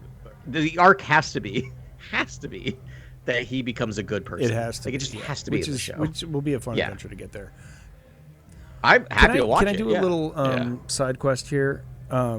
Because when I heard Crimson Jack, the first thing I thought of was the Crimson Corsair, which we see in episode 7, Force Awakens. Yeah. He is a famous pirate that's hanging out at Maz Kanata's castle. And so I went back to be like, because I really thought that, Crimson Jack... like his helmet really resembled the Crimson Corsair's helmet. I don't know if you guys got any of those vibes as well, but where it goes out really like thin on the sides. Yeah. And then when it was like, oh, he's the Crimson, he's Crimson Jack. I was like, oh, is he related to Crimson Corsair? But I just did some quick research on him, and apparently there's some story specifically about the Crimson Corsair that we have not read. Oh no, we did read this. Is way back, right? It's in like a what is it? I remember reading it. Force Awakens, is he human? Novelization, junior novel, graphic novel. It's Tales of Villainy, The Crimson Corsair and the Crime Lords of the Barren Rim, Star Wars Adventures 2020. Woof, we missed that.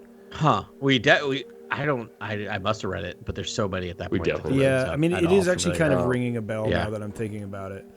But anyways, the one last factoid I want to give to you is that the Crimson Corsair, that is a Kaleesh design helmet, which is the same people as General Grievous. General Grievous.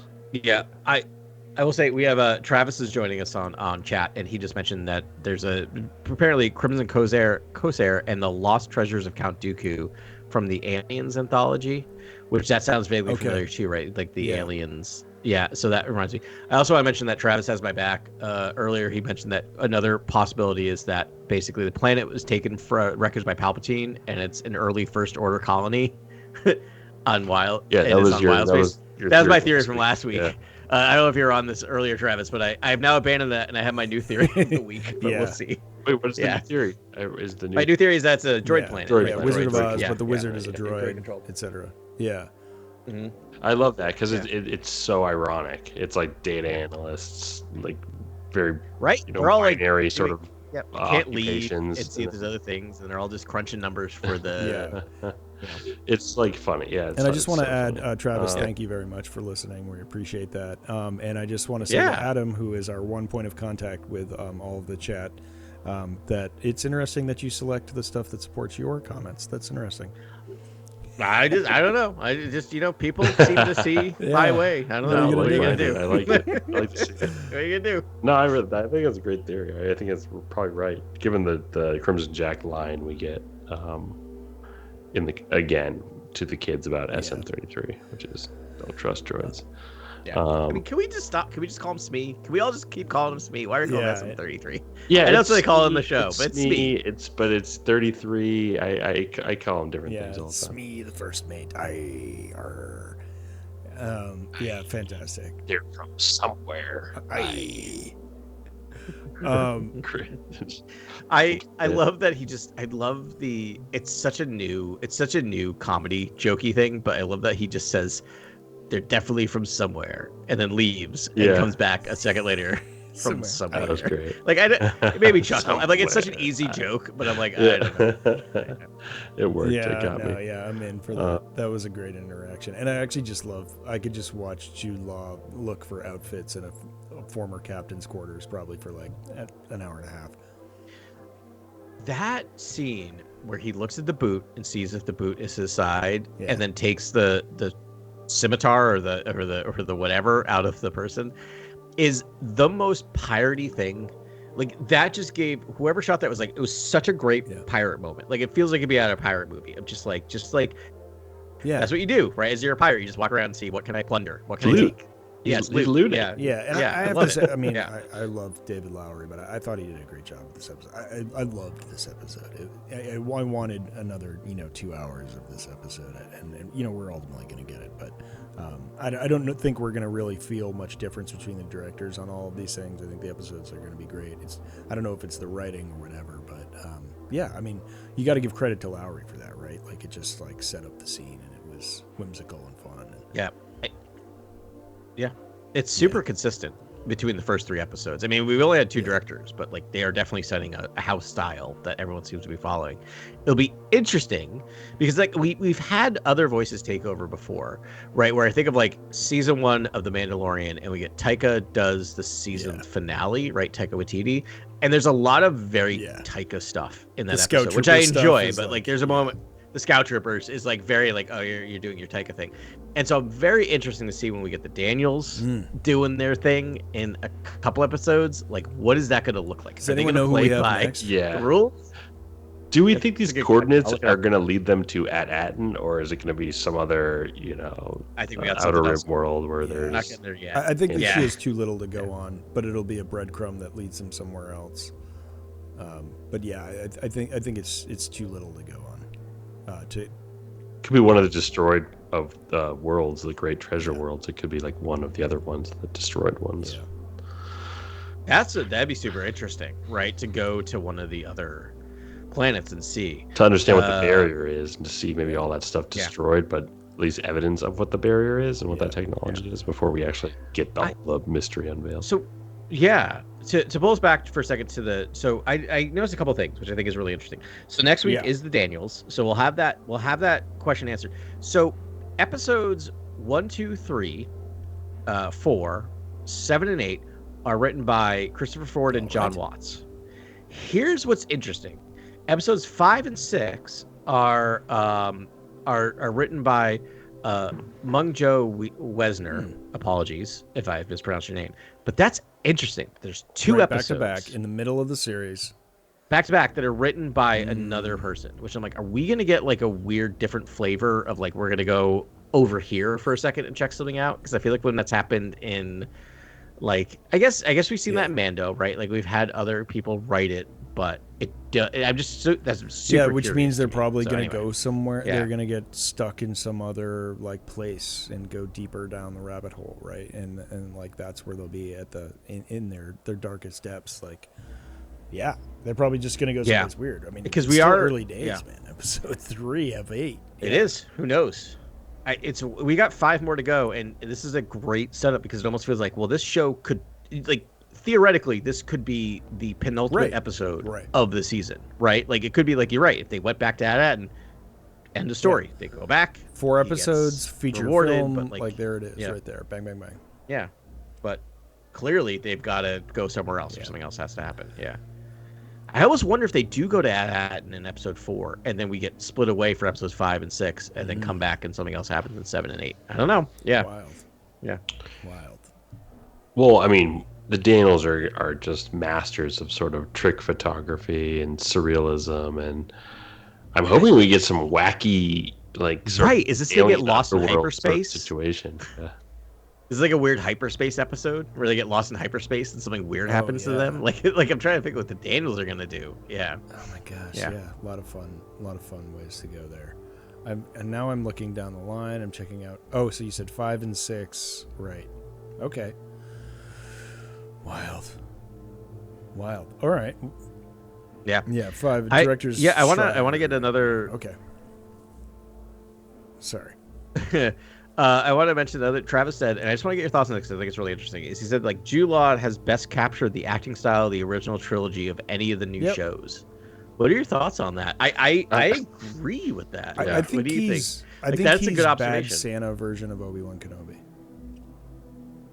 Yeah. Like he's doing the thing where he's like bordering on camp, but not actually getting into camp, right? Which reminds me of the original trilogy. Like it's a bit of theatrical acting, but really there's more going on. Yeah, I mean, it's interesting. Yeah, he's definitely channeling the original trilogy because I listened to him in interviews, and he's like, he loved the original trilogy and growing up with Star Wars and knowing what it means to kids and stuff like that. And I think he was like, oh, I just want to be like as big as a Han Solo on screen here, and I definitely feel like Jude Law by way of Han Solo is happening a lot of the time. Yeah, I mean, I just feel like, but for a couple of decisions, Jude Law could have been Obi-Wan Kenobi. Like that's kind of the vibe I got. But he took a different path. That's a good point. But like the dialect is the same, and he's a leader. He's bringing people together. He does have a kind of like. There's a lot of elements there that I think are good. And he and Ewan McGregor must be the same age, right? So that's an interesting thing. Is I wonder if he was even in consideration. Yeah, I think he'd be younger than Obi-Wan, right, at this point, because Obi-Wan, granted, the ravages of Tatooine made him look much, much older, but still, I think he's probably at least 10 years younger than what Obi-Wan would be. But in terms of acting, he's in terms of actor, he's 2 years younger than Ewan McGregor. Yeah. So like he could have been. I'm guessing if they're searching. He might have been one of the people for actually playing Obi-Wan in the prequels. I wonder, because at that time he and Ewan were about on the same level. Yeah. He's got a nice like regal British accent too. He doesn't talk like the sort of Cockney pirate, accent of the other sort of aliens. It's interesting. He seems like a different breed of pirate altogether. Spiritual, right? Like talking about the Force a lot. Yeah, I love it. And I will say, as a follically challenged man, I appreciate that he does not he's not put on a wig or has had hair transplants. Like he's massively losing his hair. And like you think a beard would be another thing they'd go for in this show, given that he's a pirate and I don't know, like more facial hair or a beard of some kind, but and he is your sort of Blackbeard character, and so it's like it's funny that he doesn't. He's just kind of like he just looks like your everyday scoundrel character if you were to draw sort of what kind of character he is. So I have some facts as far as like I just googled like who else auditioned for Obi-Wan, and a couple of these people are for the original Obi-Wan. I mean. That's one of them, right? That was right. And Peter Cushing tried out for Obi-Wan too, actually, which is ultimately became Moff Tarkin. But there's some other names. Hugh Jackman tried out. Kenneth Branagh and Joseph Fiennes. Kenneth Branagh. Fiennes. Okay, I can see that might be the only one. Joseph Fiennes might be the only one. I'm like, I could. I assume he's related to Ray Fiennes. Spelled Tim Roth, which is wild. Interesting. I kind of need to see that now. I need to see the prequels with Tim Roth. I don't know how that rat face turns into like kind of Mr. Roth. No, I love him. He's a great actor. He's got a rat face. Wow. It's fine. He uses it. He knows it. He's aware. It's fine. No, you don't have a rat face. Travis, do I have a rat face? He'd be a great Palpatine. I don't. I mean, that's interesting, but you're right. Like it could have been like Jude Law would have been at the height of his powers then, but he was probably too pretty back then to play.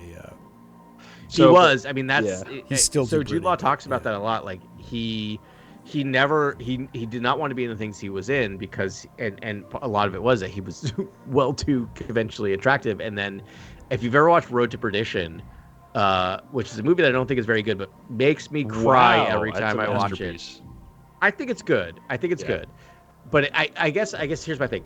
Is my emotional response to that movie does not seem to be in par with where I think that movie is. But like it kills me every time. Like literally weeping. But like that's a moment where Jude Law was like, "Oh, ugly me up." Right? And he does that is Jude Law, right? He's the photographer in it. Like he's the assassin. He's so good in that. So you're like, kids, stay away from him. That's the moment. I know, right? But that's the moment he realized, "Oh, I'm a character actor. I'm not a leading like man," and I think that's where Jude Law was like found his moment. I think it's a lot of fun to do those sort of roles for sure. But Yeah, I'm excited to see where he goes with the role. As far as like him being the closest to any of the acting we saw in the original trilogy, I mean, yeah, if you're saying Obi-Wan is the comparison, yeah, there's definitely some Obi-Wan there. Mostly because of the accent. But It was the the I don't accent know. for I mean, me. like, Was like I was like, all right. oh, okay, yeah, the But he accent work does is definitely some of the Sir Alec movements feel with and it. like the flip of the Oh, hood. yeah. Like he channels a little bit, and for sure, yeah. But I think that's also why you get someone like Jude Law, because Jude Law has proven over the past 20 years he can play leading man charm, he can play old and wise, and he can play a sociopath. Like he can play Yeah, everything you need him to play in this He'll sink his show. teeth in Yeah. anything. Yeah, I was thinking about the outfits a little bit because, like, when you meet him, he's very much Jedi robes, and then Right. he immediately changes back into captain attire, and I just wonder if there's more to Yeah. that. But you know, but it's like, oh, these are the two flavors of. Yeah, I mean, we talked about this at the beginning, but I don't know. I think there's something there. It's fun to have a scoundrel in charge of a ship and like sort of like navigating the galaxy again. Like I don't think we've had that in Star Wars for a long time, and that's actually just a great like vibe. Yeah, it's like they're gonna find all these workarounds. They're gonna break the fuel cable and go into hyperspace. They're gonna like mess with a bunch of doodads on the ship and sort of like customize it and immediately understand there's different gunner seats and weapon configurations that they can act on and use. It's like it's so cool. Like it's cool to see a scoundrel like a Han character with the Millennium Falcon. Yeah, so it's so cool. I love that vibe. Let me ask you a question that just really thought of. Apart from Solo, when have we had a main character, a scoundrel as a main character in anything? They tried to force Poe as a scoundrel in like the last. Yeah, I know a little bit, but he's not, because he's also just part of the. He's like a general. He doesn't count. Sorry, no, you're part of the establishment. They backfilled with that book. Yeah. Was it John Jackson Miller? I don't know. Yeah, I know. Yeah, no, Poe is not. No, it was our guy Daniel Jose Older. Did he write that? Sorry. Anyways, irregardless. Is it Free Fall? Whatever it's called. I think can't it was remember. Alex. I don't know. I think it. Yeah. I think it was. I just remember it was a Who's comic writing writer, but that wrote this novel. Yeah. But yeah, it's just like no, you can't just be like, oh, he was a scoundrel. Right, like also. none of the. I'm And trying it's to think. Like we never saw it. Yeah. Also, he's a spice runner and yada yada. Yeah, so maybe that's the secret sauce of Star Wars is have a really charismatic scoundrel character that's like, near the top of the ensemble, or at least helping guide the ensemble. So that's fun. For me, it was fun to just be like, he was clearly a captain of a successful captainship. We got that guy. His name's Benjen, I think, or Benjo, that he meets in the droid, workshop. That was like, you're the best captain I've ever had. It was like Denjar Krennic or something. Oh, was that Denjar? I thought it was there's a Ben something in there that the droid guy, the Ishitib. Yeah. The Ishitib, Denjar Krennic. Okay, Denjar Krennic. Yeah. But so, anyways, like, he was just saying going on about what a great captain he was. So to get that salted pirate captain helping out kids and being like, all right, I can train you up. I can train anybody and turn you into a effective pirate crew. And I'm excited to see where that goes too. I think we're going to get more of that. I think so too. And like I'm like, let's go back to like I'm thinking of Scoundrel. Like maybe you could say DJ was, but like he wasn't in it very long. So he's a slicer. He's different. But like he's a slicer. Yeah. Travis made the point like you can think of like maybe Rogue One and Andor might be the closest we've gotten to, which they kind of are. I mean, they work for the New Republic, but they are scoundrel adjacent. I think that's an interesting point, especially with like Rogue One. Well, like who in there's almost too much of a mission more like there, though. Revolutionaries. Yeah, I would put them in the revolutionaries. But they're not your clean cut rebels. But they're not like clean cut. Like they're rebels, salty right? and dirty, but like I feel like they are, and as I'm sure will be elucidated in season 2 of Andor, it's like they're gonna go down that rebel manifesto, path. And be like, this is what it means to be a rebel. I think it's very different from a scoundrel. Yeah.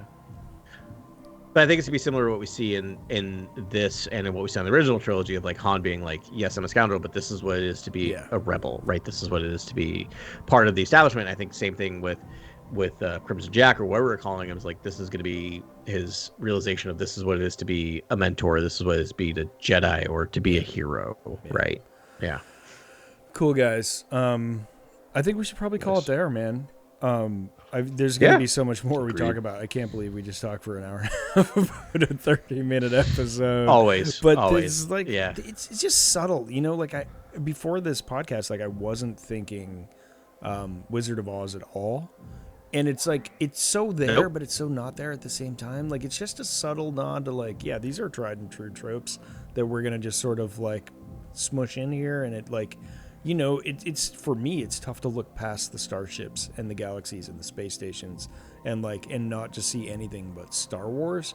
And, you know, obviously, you know, they've been drawing off Wizard of Oz. Everyone's been drawing off Wizard of Oz since the 50s, right? So, yeah, pretty cool stuff.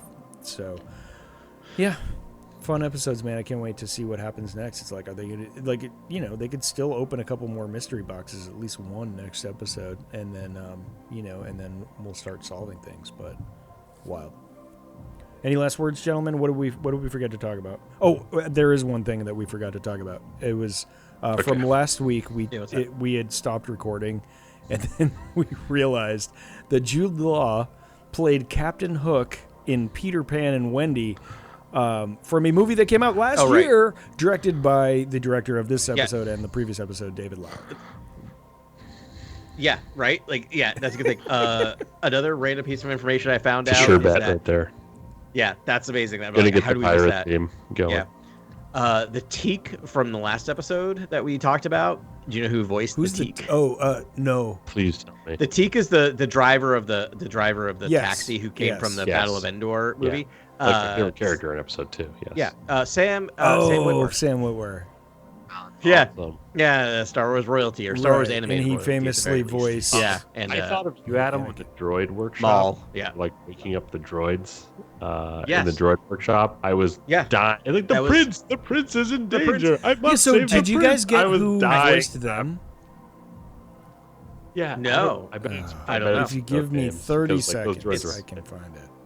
Yeah, and the other thing that happened in that, like, where I was like, I watched it with Carly because like I love they turns on a B1 battle droid.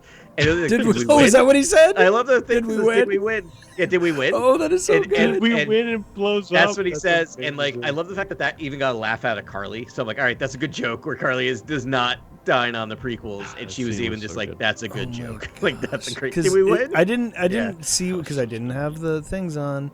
I didn't see what he said, so that is fantastic. Yeah, it's very hidden, but that's what he says. I don't see voice any. Yeah, I'm looking at as voices yet. I'm sure it's people. Like, it's going to be someone, right? They're going to because they're such iconic. Like, as of right now, it's going to be next week. Similar to like because last week it didn't come out that Sam Witwer did the voice of Teak. It came out later this week. And so I took a picture of like the voice credits at the end, and it's like Numa Marie Gary Beef is the name of someone.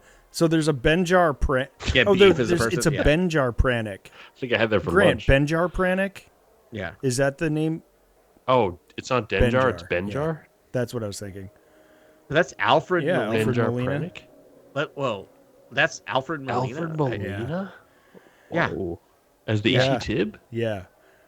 Yeah, I totally makes sense now. I'm thinking back to that. Like, that's absolutely Dr. Octopus. Yeah, and what's he has a lot of fun lines too. He does. And the one of the X-wing commanders is named. I guess the guy who showed his face.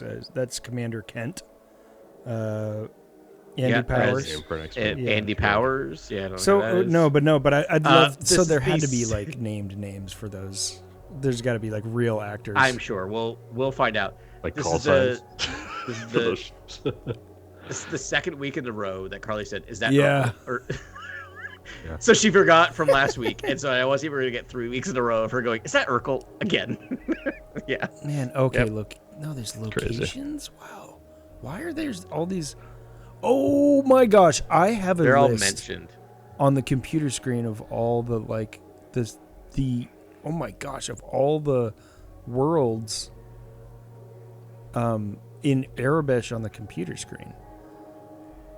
Oh, of all the. Oh my gosh. Oh, Oh, just like when they're looking at but not the. It's not the name of the treasures. No, right? it's not. I don't. Well, there might be in there. Oh, look at that! I see in Arabish, mentioned Arabish on computer screen. Yeah, I see the same which thing I'm you're not seeing. going to list them That's all. wild. There's nothing really. There's so many Stall though. Station. Yeah. Like there's places I want to go though for real. There's like at least 30 of them. Observatory Moon. So it's written as Observatory Moon. So okay, I guess that's that. Yeah. The Coruscant, Terminus Ubardia. I mean, there's a Skako in there. Skako Minor. Yeah. Darknell. Iradu, which is awesome. Which is Tarkin's home planet. Tarkin's homeworld. But Bogdan. Oh, nice. Right? Bogdan. Isn't Bogdan from Jedi? From Jedi, Survivor? Jedi Survivor or Jedi Hidden, whatever the first one is, right? The first one. Is it the first one? Yeah. Hitting. No, Bogdan's actually that's a line that's Django says it to Obi-Wan where he goes, I did a mission on the moons of Bogdan. I met a Darth Tyrannus on the moon of Bogdan. Darth Tyrannus on the moon of Bogdan. Thank you. I'm like, I knew that's a Star Wars quote and I could not place it. There you go. Love it. Met a man named Tyrannus. Yeah, so I'm finally on the cast listings and there's nothing for any droid other than I didn't see anything there, but it'll come out this week, I'm sure. That Imperial suit like droid could unidentified RA7 protocol droid. That's one of them. Yes, protocol droid. The Prince, I will help you, Prince. And there's no information on them. No, right. I will say the other thing I liked a lot, if we're talking about like jokes, is that Smee did not repeat himself as much in this episode. There wasn't a lot of like the quick repeating. The only time I caught him do it is when he says, "I don't need to repeat myself," which I was like, there you go. When he's like stabbing him in the chest, or he's poking him in the chest. Yeah, it looked like it really hurt too. Wow. Mm-hmm. I was like, ow, being prodded. I love that droid design. It's so weird. I really like it. So unique, and just the way it can stand tall and then like immediately like slunches. It feels like me. He's intimidating. I'm hunched over half the time, and I have to remind myself. To me, it's like at once he used to always stand tall and was like used to first made a ship and was like an intimidator. And then, and it's just over time, he's just like, no, I don't have the hydraulics to sort of do that unless called upon. Yeah. And it's, just adds to that character. Takes too much power to stand up straight. Yeah. Boy, do I relate. Yeah, I get you there, Smee. You and me, buddy.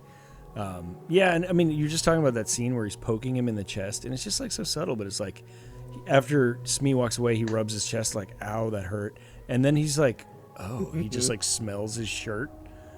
And he's like this, which leads to him changing his clothes. I don't know. It's subtle, but it's just like that's the world building stuff.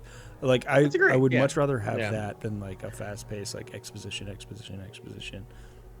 Well, it reminds me of the original trilogy and actually all Star Wars movies where it's just like you're benefited from multiple viewings. Like you're not going to notice that stuff a ton, but there's a little bit of everything going on in every scene that like the second or third time you watch it, there's like a nice little like, oh, that's cute that they did that. I didn't catch that the first four times I watched it. That's why this series makes me so happy. It's any series really does because I always watch everything twice, and the second time I get my face blown off by like crazy stuff that I missed the first time.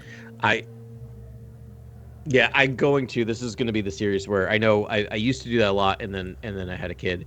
But I'm going to make sure to watch the episodes twice before doing this because I've got so much more out of the second viewing.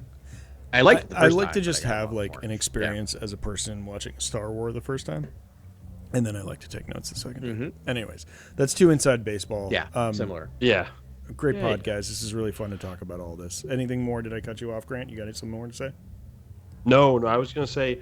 I thought this episode was fantastic. There was just like some structural things in the episode that I just thought were a little bit of just felt like it was a little bit like fat on the bone where it could have just kind of streamlined the plot a little bit where it's like he has to go back to get Smee and then that felt weird to me as well. Kim recovers and talks to KB for a second before KB reluctantly goes to join Captain Jack. That was weird. So you and I hit two the little same structural thing. beats in there where I was like, oh, these are kind of strange. That you could have just streamlined down it. The episode. More peril. They have to get out of Kim's observatory quicker, and you're getting Smee on the way out sort of situation. Right, and she could have immediately gone over to see if she was okay and then run out slightly after them, but it felt a little too long. I agree. It's like for an episode that was like I think only 39 minutes with credits, it felt long, and I think not long, but it felt like longer than I was expecting. And I think you're right, Grant. I think it's those two things I noticed at the same time. I'm like, wait, we're going back? I didn't need less time. You could have maybe all that stuff just maybe in a linear slowed fashion. it down. It slowed it down a little bit, I feel like. Yeah, so it's just like when it comes to like rewatching this episode, I'll rewatch it a couple more times, but it's like I'm probably going to revisit 2 a lot so far, and 1 definitely a lot. But 3 is just this one. Out of the 3 we've gotten so far, I think like 2 is probably my favorite. Obviously, 1 and 2 kind of work together as a two-hander set that are both just brilliant, honestly. And again, I mean, it's like it's not to say I don't like this episode. I thought it was fantastic. It was just more of like just looking at the pacing and structure of what's going on in storytelling. 100%. I mean, this episode definitely has a plunk. I thought that was like really important exposition where it was like they didn't follow him, but like. I think it speaks to his character, and at the same time, the kids are like, "Should we just ditch this guy and leave?" And they're having like a long debate that whole time. It's just like, we got to get out of here because they're 2v2. And it does split them up and allow them to have conversations. You know, they're at least smart enough to be wary of this guy, and you know, but it shows that like, hey, he stuck to his word. I mean, he went right into the mouth of the beast. And was like, at this point, the alarm is set. Everyone's looking for him, and he still sneaks in there. And he's like, "Which droid are you?" And he is able to escape again on his own. Like it. I mean, that's a good point because he could have either just said no, we're going, and kidnapped them and hope they could save them, or he could have very easily gone back, pretend to have gone back, come back and said nope, he was dismantled, or I couldn't find him. Right. I guess where I am kind of bumping up against it is. Feels weird to me that the kids didn't at some point before they got there say, "Hey, what about Smee?" Right. Like that's, I guess, where I kind of was like, it just seems weird, right? Like I get felt that. Very I think it would just be like we're doing a rescue, and Yeah. then we have to do another rescue right after the rescue we rescued, it's like why? Like that doesn't do anything, but sort of like getting them back and then being like, we were just so panicked to get out of there, we forgot Smee, we need him too, and, you know, because kids. You know, reasons, whatever. Yeah, and then you have that really kind of interesting moment where they get to contemplate, like, do we even want to go anywhere with this guy? Like, and I like that. Yeah. You're right. Yeah. There's some fun character development there with just the their relations to Jod and Nawood and what they feel thus far, and you do get sort of that examination. It doesn't mean you couldn't have done something extremely, interesting in terms of them branching out as they're escaping, but in tandem. Yeah, he goes Room. They're on like the plastic barge, and maybe they like could close the door on him in the plastic barge, and you highlight the situation of like Fern being like, I could just close this door on Jod and Nawood right now, and like there's a lot you could do there that I think like is similar to all the sort of growth that you're talking about that doesn't involve them like going somewhere and then going back. Like I always like to burn the house down behind the characters and the story, like keep them moving. It was funny that he had to. It was actually just comedic. Yeah. It was almost slapstick. It was. It was very. I got to go back and get this droid. Not only do I have to get this droid, he's extremely heavy and he's not like mobile at this point. I have to use a, wheelbarrow and just wheelbarrow him out of the pirate stronghold essentially. And and then the way he gets to the ship is almost like a comical like two-shot. He's in a plastic barge and then he's on the ship bugging the thing. He was like, we gotta go. It was just like, it was funny. It was that the way they cut where you don't actually see what he does to the Ishitin. No. Like we don't see that at all, right? Like there's nothing. It's just like the next thing we see him, he's blasting his way out, which I appreciate. Not to be undersold, like I loved the design of the like ferryman ship, the like dinghy. The space dinghy, and it was like clearly can only be piloted by those tiny like creatures, but he's leaning over. I mean, like that alone, like him being like probably working the foot pedals with his like left hand and like the joystick with his right and trying to like do the thing. I don't know. It was funny. It was so in Galaxy. It's just like no, I'm existing in this world now, and that just makes me feel great and feel deeper into the galaxy far, far away. That was cool. And then my other thing was Kim sort of recovering at the end. I was like, and then talking to KB, I was like, okay, this is safety right here. I'm sure Kim can get you guys back. She's also an Astrogator. Yeah. Like, she's gonna be able to find the planet. Like, you're in the best spot you can possibly be. But just tells us that they're not knowledgeable of X-wings and the symbol of an X-wing in the New Republic. And so that's fascinating to me, honestly. It just means they don't know the story of the Galactic Civil War. I guess that's the question I have. Is so at the very beginning, let's go all the way back and do it again. Let's go all the way back to the beginning of the episode again. No, but for let's run it back. Let's play two. At the very beginning, what I clued in on, now I can't remember what they said, and my iPad died, is they mentioned the Republic, but did they use the term Republic or New Republic? I think they say the Republic, right? I think they say the Republic, yeah. Right, which again is a clue, right? That you would only use the term of the Republic if you didn't think the Republic fell and came back again, right? They didn't say New Republic, they said Republic, which is interesting. Yeah, interesting. All right. And Kim noticeably doesn't say Republic when she introduces the X-wings either. She's like, I called in some X-wings to help you guys, and she doesn't say like New Republic X-wings, because maybe the kids would identify. Oh, good Republic, call. Yeah, right? why is be it like, new? oh, like, they're here to help. Yeah, good call. Yeah, that's interesting. That's all fine. Yeah. I liked all that. That stuff was great. It was just more of like her conversation with KB, and at that point, KB leaving. I was like, oh well, like it's just motivation wise. I was like, why wouldn't all the kids just stay with Kim? She just wanted to help. Yeah, it's interesting how they did all that, and she definitely left the door open. I think also, he shot the like computer to like set her back a bit. Yeah, but like I don't think that was really gonna that doesn't end the story for Kim. Like if she wants to find, like she can just fix her computer and find that planet again. Like I don't think we've seen the last of Kim. Yeah, no, definitely not. And she's like, you can always call me. And I'm like, all right, here we go. Yeah, here we go.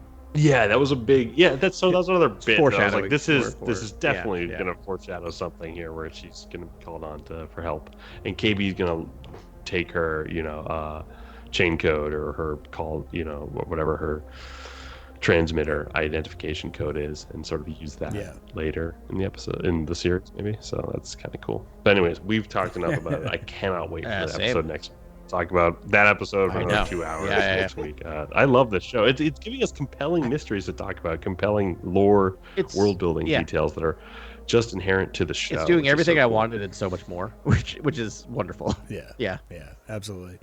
All right, everyone. Thanks very much for hanging out with us at the Cantina. We'll talk to you next week on Cantina Chronicles.